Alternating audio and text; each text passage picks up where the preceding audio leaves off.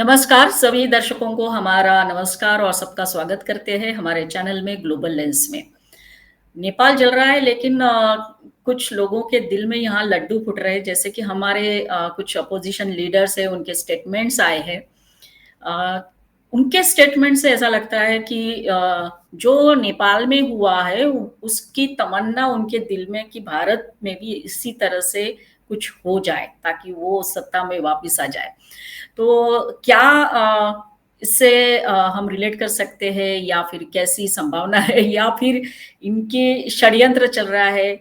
इसके बारे में बात करने के लिए हम आमंत्रित किया है हमने आज सुप्रसिद्ध पत्रकार, पॉलिटिकल एनालिस्ट जयवंत पंडित जी सर को। सर नमस्कार और आपका स्वागत है सर। सर आपने भी न्यूज़ पढ़ी होगी और देखी होगी कि नेपाल में जो कुछ भी हुआ उससे लेकर तेजस्वी यादव है उनका एक स्टेटमेंट आया है, बाद में ऑब्वियसली कांग्रेस के कुछ लीडर्स का भी स्टेटमेंट है सर। तो सर ये क्या चाहते क्या है सर कि भारत में भी इस तरह की आग लग जाए? देखिए, ये विपक्ष का काम रहता है कि सरकार जो भी होती है उसके विरुद्ध असंतोष फैलाए और असंतोष फैलाकर एक अपॉर्चुनिटी की आशा जगाए कि जिससे वो सत्ता में आ सके। यस। तो ये पहली बार नहीं है। जब भी ये बीजेपी मतलब भाजपा भी विपक्ष में था तो एक असंतोष मतलब जो भी मुद्दे रहते थे उसके विरुद्ध बात करते थे। वो करना भी चाहिए, विपक्ष को एक बात है। लेकिन भाजपा और ये आज के जो विपक्ष है उसमें क्या अंतर है वो मैं पहले बात बताऊं कि देखिए, जब भी राजीव गांधी जी की हत्या हुई थी तो पूरा देश उस समय एक ज्वालामुखी पर बैठा हुआ था। किस तरह से? तो उस समय राजीव गांधी हमारे प्रधानमंत्री की हत्या हुई थी। दूसरा, उस समय पूर्व भारत, ईशान भारत है वो जल रहा था। उग्रवादी सब उल्फा है, बोडो लैंड वाले हैं, फिर नागा है, फिर ये अपना उल्फा है। तो ये सब जला रहे थे। और आज तो असम में हिंदी, ये हेमंत विश्व शर्मा हिंदी भी बोलता है, लेकिन एक समय ऐसा था कि वहां पर हिंदी बोलना भी प्रतिबंधित था और हिंदी फिल्म भी यस। प्रतिबंधित थी। दूसरी ओर पंजाब में खालिस्तान का जो इश्यू था वो चरम पर था, हत्याएं हो रही थी, सिख जो भटक गए थे वो लोग हिंदुओं की हत्या कर रहे थे। तो कश्मीर में भी इस्लामिक आतंकवाद है वो चरम पर था। वहां से 1990 में कश्मीरी पंडितों को भगा दिया गया था और उसके बाद भी हजरत बाल जैसी घटनाएं हो रही थी। तो ऐसे समय में हजरत बाल की तो फिर नरसिंह राव के समय में घटना हुई, लेकिन कश्मीर तो जल ही रहा था। तो उस समय में यदि हुँ। भाजपा चाहता तो नरसिंह राव सरकार, मतलब कांग्रेस के पास बहुमत नहीं था। बहुमत तो फिर अविश्वास प्रस्ताव आने के बाद 2-3 बरस के बाद ये साबित करना पड़ा। लेकिन तब तक ऐसा कह सकते हैं कि अनडिक्लेयर्ड, मतलब दोनों ने साथ मिलकर सरकार चलाई। जैसे कि नरसिंह राव ने भी अटल बिहारी वाजपेयी को यूरो में भेजा था और कश्मीर के मुद्दे पर पाकिस्तान के सामने अटल जी ने बहुत शानदार रूप से अपना मंतव्य रखा। तो एक एकता का संदेश भी गया। यस। तो ये एक बीजेपी का रोल था कि भाई हमको जो मतलब 1991 में जो आर्थिक हमारी स्थिति हुई तो उस समय विरोध भी हुआ, बीजेपी ने विरोध भी किया। तो ऐसे विरोध भी करना और राष्ट्रीय हितों के मुद्दे पर समर्थन भी करना, ऐसा बीजेपी का रोल रहता था। लेकिन आज का जो विपक्ष है, ज्यादातर, मोस्ट ऑफ, तो बीजेडी, बीआरएस, ऐसे कुछ लोग को छोड़ दीजिए, कुछ विपक्ष को, लेकिन ज्यादातर है कि वो असंतोष फैलाना चाहते हैं और इसके लिए भारत तेरे टुकड़े होंगे ऐसे सूत्र और ऐसा कार्यक्रम अफजल गुरु के लिए करने वाले कन्हैया कुमार और जेएनयू के सपोर्ट में चले जाएंगे, शाहीन बाग में चले जाएंगे, उमर खालिद और शर्जील इमाम ऐसे लोगों का समर्थन भी करेंगे। तो ये एक बहुत ही, और जो किसान आंदोलन हुआ था, जो 3 लॉज लेके आए थे प्रधानमंत्री, तो उसके यस। विरुद्ध में जो किसान आंदोलन हुआ था उसको पूरी तरह से दिल्ली की सरकार ने, केजरीवाल जी की सरकार ने, और पंजाब से उस समय अमरिंदर सिंह थे तो कांग्रेस की सरकार ने उसका समर्थन किया था और पूरी तरह से खाद पानी जो भी मतलब देना पड़े वो दिया था। तो ये उसमें भी खालिस्तानी जो समर्थक थे उसमें घुस गए। हमने देखा कि कैसे वो एक पूरा षड्यंत्र उस समय भी था कि कनाडा से जस्टिन ट्रूडो पीएम वो समर्थन दे रहे थे। अपनी ये जो रियाना करके पॉप सिंगर है अमेरिका से, वो भी समर्थन दे रही थी। मिया खलीफा पॉर्न स्टार वो भी समर्थन दे रही थी। तो ऐसे ऐसे ग्रेटा थनबर्ग पर्यावरणवादी है, वो कथित पर्यावरणवादी है, वो समर्थन दे रही थी। तो पूरा मतलब इंटरनेशनल टूल किट था। और वो सब चाहते थे कि यस। यहाँ पर मोदी सरकार, क्योंकि उनको लगा था कि 2014 में तो आ गए लेकिन 2019 में नहीं आएंगे। तो 2019 में भी आए और पहले से और ज्यादा सशक्त होकर आए, 303 की सीट के साथ अकेले। तो उनको लगा कि ये तो बहुत खराब बात हुई, क्योंकि भारत है वो अनेक रूप से मजबूत हो रहा था। सशस्त्र मतलब जो भी डिफेंस की आप देखिए, नोटबंदी के बाद आप देखें कि कश्मीर जलना बंद हो गया। तो ये सब बातों के हुँ, लेकर विपक्ष का वो जो मनोबल दिन प्रतिदिन ऐसा लग रहा था कि हम फिर से सत्ता में कब आएंगे। बिहार में भी आप देखिए कि नीतीश कुमार को बीजेपी अपने फोल्ड में ले आई, तो वहां पर भी ये आरजेडी यस। की सत्ता चली गई। तो ये जो इस एक शब्द है व्याकुलता या बौखलाहट, ये बौखलाहट हुँ, वो कह रहे हैं कि ये जो नेपाल में हुआ, उससे पहले श्रीलंका में भी जब हुआ था, अभी भी ये लोग ऐसे ही सपने देख रहे थे कि राष्ट्रपति भवन या तो जो प्रधानमंत्री कार्यालय या संसद है, उसमें ये कुछ ऐसा हो जाए कि ताकि श्रीलंका जैसी स्थिति यहाँ पर भी हो, और हमें फिर अमेरिका की मदद से जैसे बांग्लादेश में ये अपने मोहम्मद बन गए, तो ऐसा हम भी बन जाए। तो ये एक स्वप्न देख रहे हैं। और इसमें पूरा आप एक देख सकते हैं कि कैसे डीप स्टेट जो बोलते हैं, ये डीप स्टेट परिकल्पना नहीं है, वो आप देख सकते हैं कि कैसे पहले पाकिस्तान में हुआ, फिर श्रीलंका में हुआ, फिर बांग्लादेश में हुआ, और अब नेपाल में हो रहा है। और ये जो नेपाल के यस। आप देखेंगे कि उसमें जो नाम आ रहे हैं बालेंद्र शाह, तो उसका मतलब टाइम मैगजीन जो है माना जाता है अमेरिका का डीप स्टेट का जो एक आवाज है। हाँ, मैगज़ीन। तो वो हुँ, उसमें बालेंद्र शाह की वाह-वाह होती है। न्यूयॉर्क टाइम्स ये से जो मीडिया है वो हमारे केजरीवाल जी को भी प्रमोट कर रहे थे 2013 के बाद। तो उसकी शिक्षा नीति का न्यूयॉर्क टाइम्स में वाह-वाह छपी थी। तो ये सब पूरा एक चक्र होता है कि ये चक्र अमेरिका से फंडिंग के द्वारा शुरू होता है, फिर एनजीओ के रूप में आता है, फिर एक्टिविस्ट के रूप में आता है, और फिर ऐसे लोगों को धीरे से बिठा दिया जाता है सत्ता में। लेकिन भारत में ये नहीं हो पा रहा है, इसलिए विपक्ष है वो व्याकुल हो गया है और ऐसे निवेदन कर रहे हैं। Yes sir. सर आपने जो बताया कि श्रीलंका में हुआ, बांग्लादेश में हुआ, पाकिस्तान में भी हुआ, जिसके पीछे अमेरिका का तो रोल था ही। और अब नेपाल में भी सर अमेरिका का रोल सामने आ रहा है। तो सर इसके क्या मतलब हम मायने निकाल सकते हैं कि भारत में अब कोशिशें करेंगे वो लोग? हाँ, बिल्कुल, भारत में कोशिश अलबत्त हो चुकी है।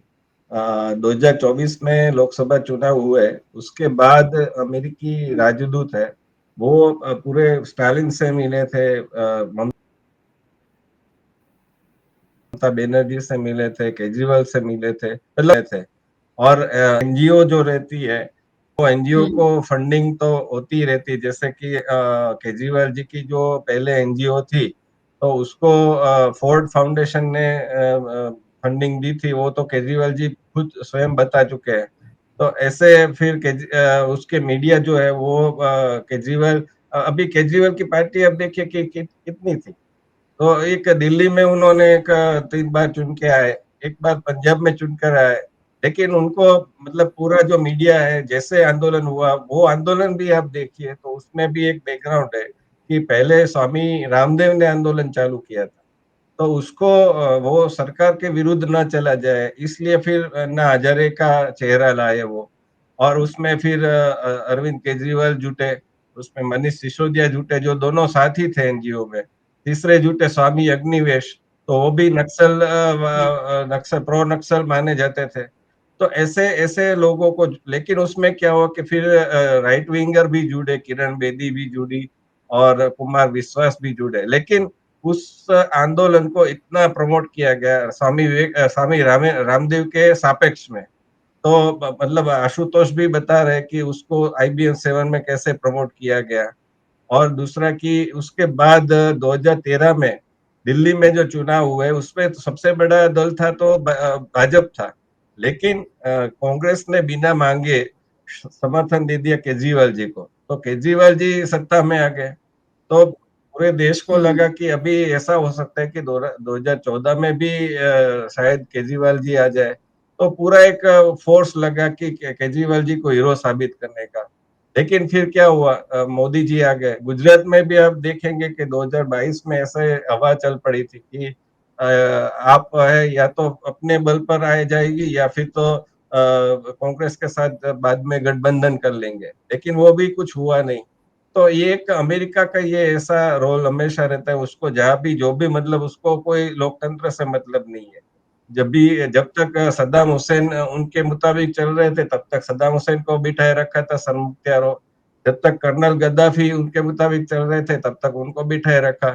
जब तक तालिबान की उनको आवश्यकता थी तो सोवियत संघ के विरुद्ध उनका उपयोग किया और फिर उनको सत्ता में आने दिया। लेकिन जब भी वो तालिबान उसके उपयोग का नहीं रहा और 2001 में जो अभी 11 सितंबर तो कल ही थी, तो आतंकवादी आक्रमण हुआ न्यूयॉर्क में, तो उसको उसके बाद उसको दुनिया को दिखाने के लिए उसने अफगानिस्तान पर आक्रमण किया, इराक पर आक्रमण किया और तालिबान को हटा दिया।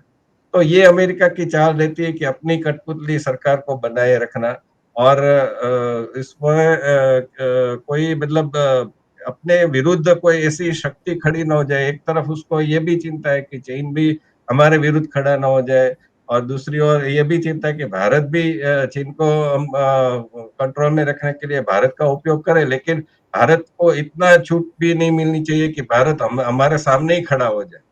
तो इसी कारण ये राइट। सब भू राजनीति चल रही है जिसको इंग्लिश में जियोपॉलिटिक्स बोलते yes, right.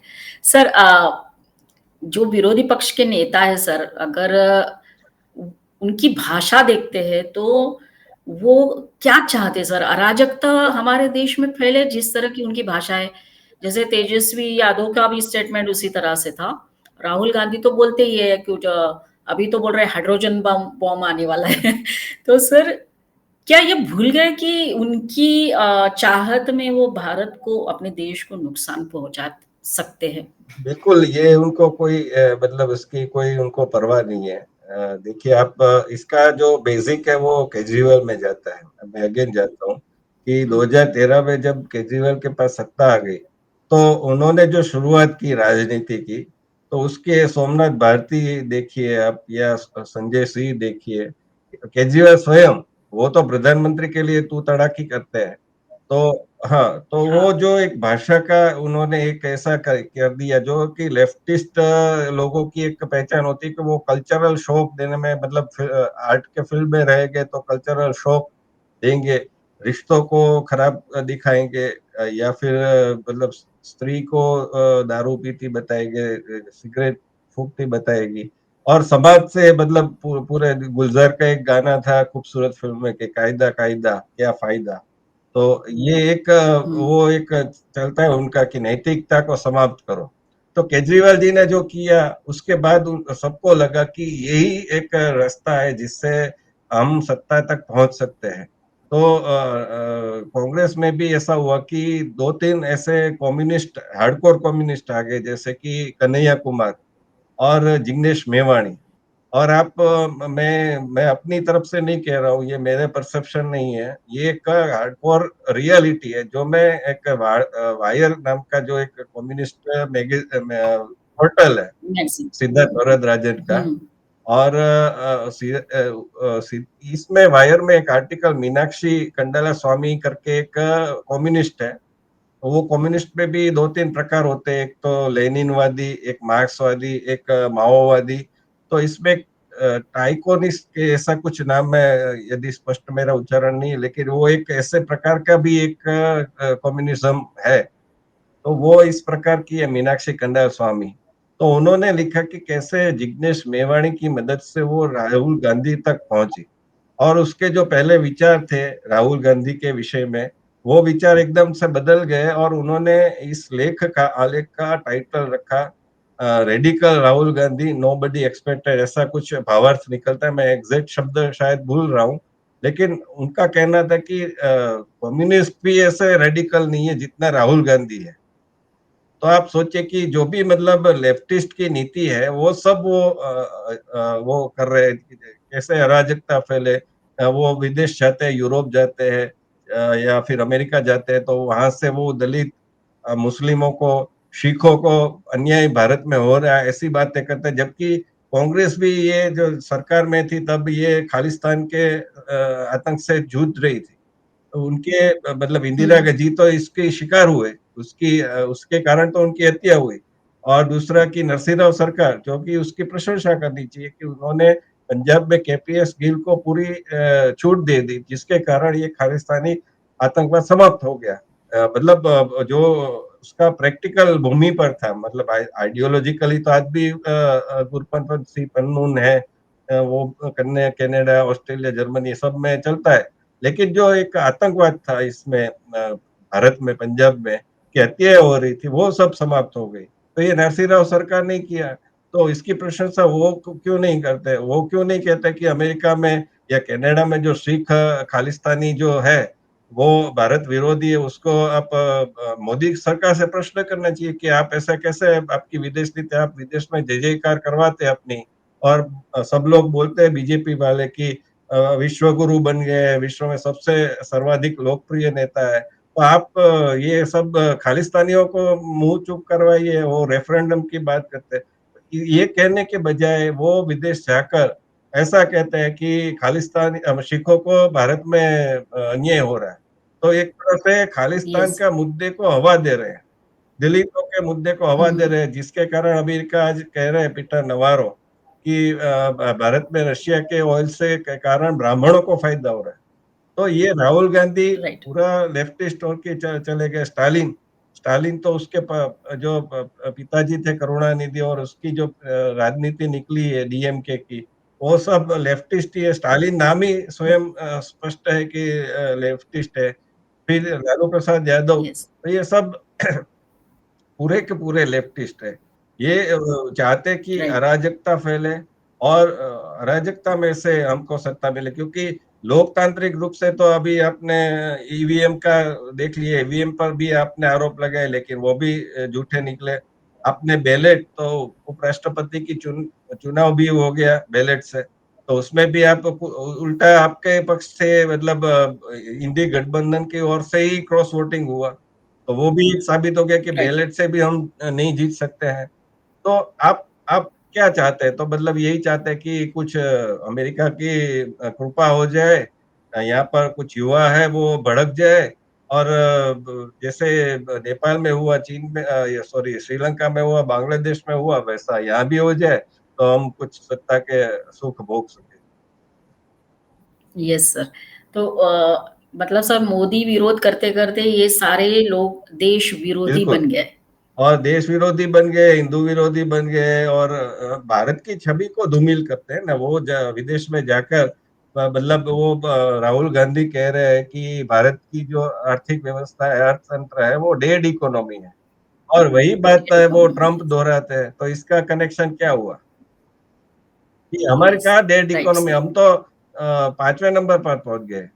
Rahul Gandhi right, अपनी सरकार ने जो छोड़ा था 11 नंबर पर, उससे तो मतलब आगे आ गए ना, 6 नंबर पर आ गए, फिर 5 नंबर पर आ गए।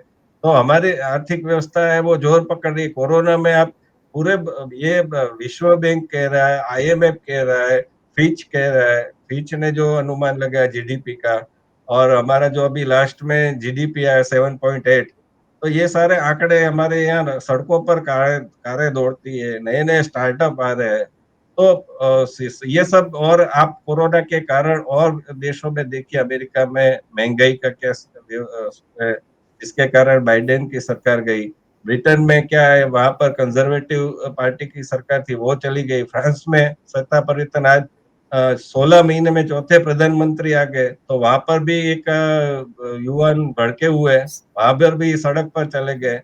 तो सब जगह ऐसा है कि महंगाई आउट ऑफ कंट्रोल है, इकोनॉमी की स्थिति खराब है। तो भारत में एक अच्छी व्यवस्था चल रही है, लेकिन उनको लगता है कि ये डेड इकोनॉमी है। यहाँ पर एक अदानी अंबानी की ही सरकार है।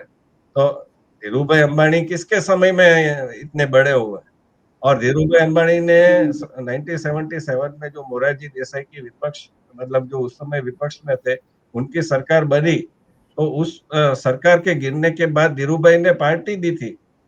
तो उसमें इंदिरा जी स्वयं चलकर गई थी उसके पब्लिकली, ऐसा नहीं है कि गोपनीय तरीके से गई थी।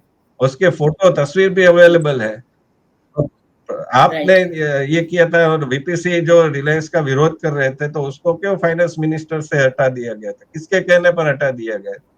तो ये सारा पूरा इतिहास है। हुँ, तो आप ऐसा, रिलायंस ने तो यहाँ पर मुकेश भाई ने तो ऐसा कहा था, शायद वो ऐसा मैंने कई वीडियो देखा कि कांग्रेस तो अपनी दुकान है। तो ये ये सब क्या बात है? आप जो रिलायंस का और नेस्ले वाडिया का चल रहा था युद्ध, तो उसमें क्या हुआ था? ये पूरा इतिहास है। तो आप ऐसे कैसे कह सकते हैं कि ये जो वर्तमान सरकार है वो अदानी अंबानी की सरकार? तो आपके राज्य जो राजस्थान में अशोक गहलोत जी की सरकार थी, या तेलंगाना या फिर केरल, तो वहां पर क्यों अदानी को बिजनेस करने देते हैं? आपके रॉबर्ट वाड्रा क्यों गौतम अदानी से मिलते हैं? तो ये आप हुँ, आपकी बातों में कोई व्यंजन, आप गुड़ खाते हो, तो आप दूसरे किसी को नहीं कह सकते कि आप गुड़ मत खाओ। आपको स्वयं पहले गांधी जी ने यही तो कहा था कि मैं गुड़ नहीं खाऊंगा, फिर बाद में ही सलाह दूंगा। तो आपको ऐसा आचरण करना होगा। आप जो भी कहते हैं, आज आप देखिए कि राहुल गांधी जी ने जो भी मुद्दे उठाए थे, वो सब मुद्दे क्या हुए? शून्य हो गए, हवा में चले गए। यस, राफेल का मुद्दा हो, चौकीदार चोर है, सब मोदी चोर है, अथा तो सब चोर मोदी है। सारे के सारे मतलब अदानी अंबानी की सरकार है। पूरा मतलब कोरोना में बहुत ही नुकसान हुआ। ये सब मुद्दे उनके, जो भी जातिवाद के नाम पर जनगणना की बात कही थी, ये सब मुद्दे उनके कुछ चले नहीं। तो आज वो इतने सब यस। व्याकुल हो गए कि क्या करे क्या नहीं, ये समझ में नहीं आ रहा है। सर और एक बात सर जो मेरा शायद आखिरी सवाल आपसे है। सर रवीश कुमार ने ये इनका जो नारा है राहुल गांधी का वोट चोर गद्दी छोड़ उसको कनेक्ट किया है नेपाल में लगे हुए नारे के साथ। कुछ ऐसे ही कुछ नारे वहाँ पे लगे हैं। तो सर ये क्या है सर? वो एक पत्रकार रवीश कुमार जो है इन्होंने इस तरह से उसका विश्लेषण किया है कि हमारे यहाँ से ये प्रेरणा लेकर उन्होंने वहाँ पर नारे लगाए। रवीश कुमार का तो देखिए, उसको पत्रकार कहना वही एक पत्रकार के नाम पर गाली होगी। क्योंकि अनेक अनेक ऐसा वीडियो है कि जैसे मतलब वो मनमोहन सिंह की सरकार में अर्थव्यवस्था पर प्रश्न उठता था, तो वो कहते हैं कि हम रोतलू तो नहीं बन गए, हम आर्थिक व्यवस्था पर इतना क्यों जोर दे कि हमारी जो अर्थव्यवस्था है वो खराब हो रही है। और जब भी मोदी सरकार में राइट। ऐसा वो आता है, तो वो कहते हैं कि अर्थव्यवस्था इतनी खराब हो रही है। तो मतलब दो रवैया तो आप नहीं अपना सकते। राहुल गांधी का जन्मदिन हो, तब वो राहुल गांधी की प्रशंसा में मतलब जो भी शब्द उनके पास है वो सब यूज कर लेते हैं कि वो यूज़ बाइक करते चलाते हैं, वो खेत में जाते हैं, वो गरीब के घर खाना खाते हैं। तो कोई भी मतलब वो भक्ति में कोई कसर नहीं छोड़ते हैं। और दूसरी ओर वो कहते हैं कि गोदी मीडिया है। तो आपका जो एनडीटीवी था, वो आपने मतलब राष्ट्रपति भवन या प्रधानमंत्री भवन, उसपे ये सब कैसे लॉन्च किया था? कैसे उसकी जो सेलिब्रेशन हुई थी, उसको कुछ वर्ष हुए तो आपको कैसे दूरदर्शन के टेप मिल जाते थे?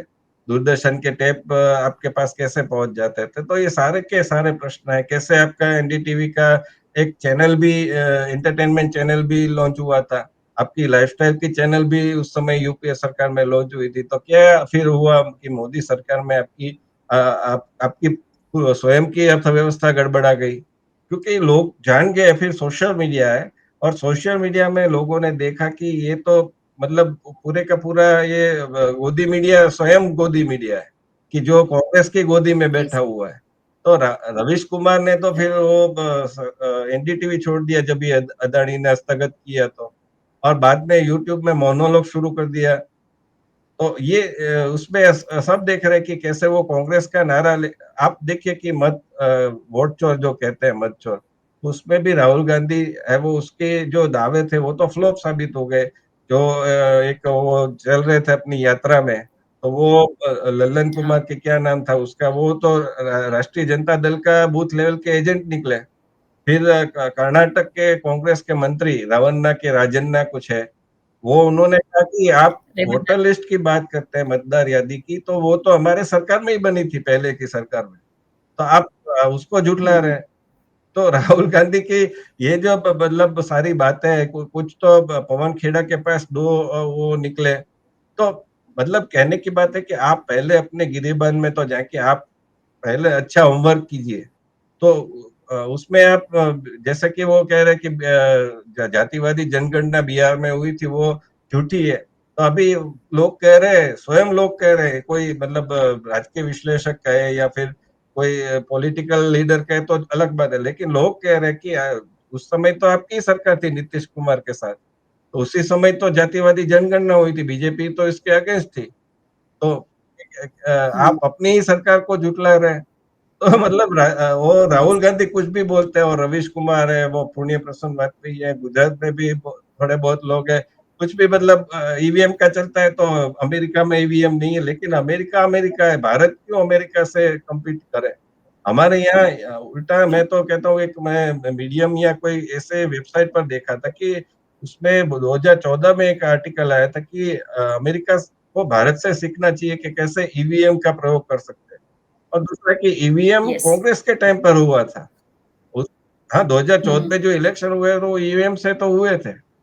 तो आपको उल्टा गर्व होना चाहिए कि विश्व में कहीं पर भी ऐसी सुंदर व्यवस्था नहीं है, और अभी तो वो और पुख्ता हो गई है कि आप वीवीपैट से उसको जोड़ सकते हैं। और मिनटों में हम देखते थे कि पहले बैलेट में क्या होता था, बूथ कैप्चर हो जाते थे, गुंडागिर्दी होती थी, आप वोट डालने गए लेकिन आपका वोट कहीं पर वो किसी ने डाल दिया था।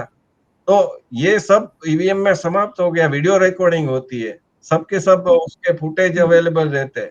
लेकिन इनको क्या करना है कि एक परसेप्शन बनाना है, उसके में रवीश कुमार है, वो एक कोशिश करते हैं कि हम उसमें जुड़ जाए, ध्रुव राठी है, वो कोशिश करते हैं कि उसमें उसको हवा बनाए। तो मुझे तो नहीं लगता कि रवीश कुमार की एक भी बात मतलब कोई ऐसी उन्होंने कही हो कि जो मतलब अच्छी तरह से मोदी सरकार को गिरने में साबित हुई हो। तो सर हम आखिर में सर यही बोल सकते हैं कि यूथ नो डाउट एक चेंज एजेंट करके रहता है, लेकिन जिस तरह का नैरेटिव ये लोग फैलाते हैं, उससे सतर्क रहने की ज़रूरत है। क्योंकि ये देखा ना नेपाल में सर हमने कितनी भीड़ जो है वो बेकाबू हो गई थी और उन्होंने अपने ही कुछ-कुछ हिस्टोरिकल प्लेसेस को जला दिया। बिल्डिंग तो बन जाएँगी सर, पर वो इतिहास कहाँ से लाएँगे अब ये लोग? बिल्कुल। नेपाल में वो हुआ, उसमें भी अमेरिका हमने वो डिस्कस किया, लेकिन ये जो बात है ना कि ऐसे कई कई मुद्दे ऐसे हो सकते हैं जिसमें मोदी सरकार का भी विरोध हो सकता है। जैसे अभी महाराष्ट्र में 10 घंटे काम करने के लिए कंपलसरी बना दिया सरकार ने, तो आप इसका विरोध कीजिए। कुछ राइट, ऐसे ऐसे बहुत सारे मुद्दे मिल जाएंगे आपको। तो नागरिकों को जो जीएसटी में पहले असुविधा होती थी, पोर्टल बिजी आता था या कुछ मतलब बहुत सारे कॉम्प्लिकेशन थे, अब तो सरल हुआ है।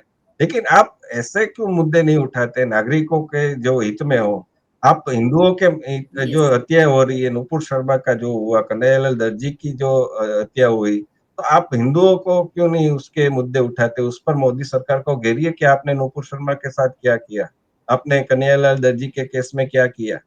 तो आपके पास मतलब ऐसा नहीं है कि सरकार का विरोध नहीं होना चाहिए, लेकिन आप ऐसे मुद्दे उठाते हैं जिसमें बीजेपी को एक ग्राउंड मिल जाता है। जैसे कहते हैं ना कि शॉर्ट पिच बॉल डाला तो सहवाग हो या सचिन हो, सिक्सर ही मारेगा।